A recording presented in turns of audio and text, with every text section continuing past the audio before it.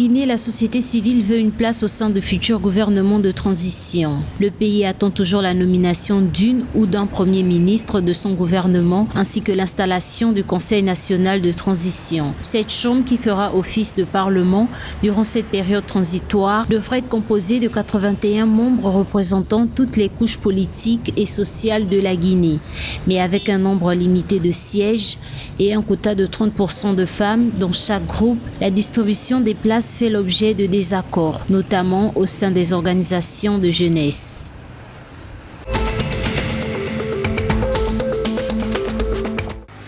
La nouvelle loi sur les manifestations publiques et locaux électorales votée récemment par le gouvernement togolais suscite des controverses dans l'opposition. La loi qui avait fait l'objet des discussions pendant plusieurs mois continue de faire polémique au sein de la concertation nationale des acteurs politiques. Si pour certains députés, cette loi est une victoire d'étape, elle reste pour d'autres un regret car selon eux, c'est un véritable retour en arrière.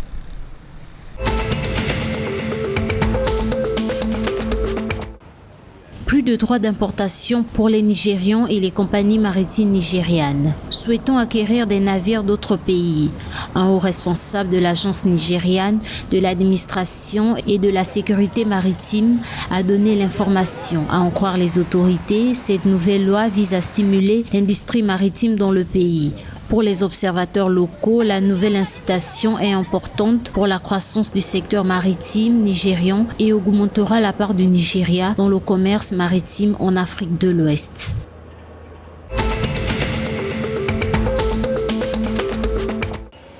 Afin de mieux répondre aux multiples défis sécuritaires, le ministre sénégalais des Forces armées, Sidiki Kaba, a ouvert mardi 5 octobre 2021 à Dakar le premier cours supérieur de guerre de l'Institut de défense du Sénégal. Inauguré en septembre 2021, l'Institut a pour vocation de devenir un creuset de formation des cadres supérieurs à la dimension des ambitions et de la réputation des forces armées sénégalaises. Selon le ministre Kaba, le Sénégal s'inscrit dorénavant dans la grande lignée des pays qui forment des cadres militaires à la conception et à la planification stratégique.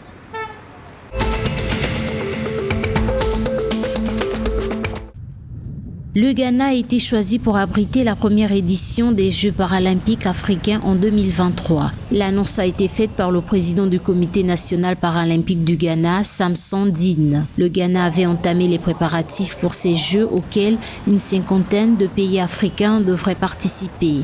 Le gouvernement ghanéen travaille pour assurer que les Jeux se déroulent avec succès et offre aux participants une expérience mémorable.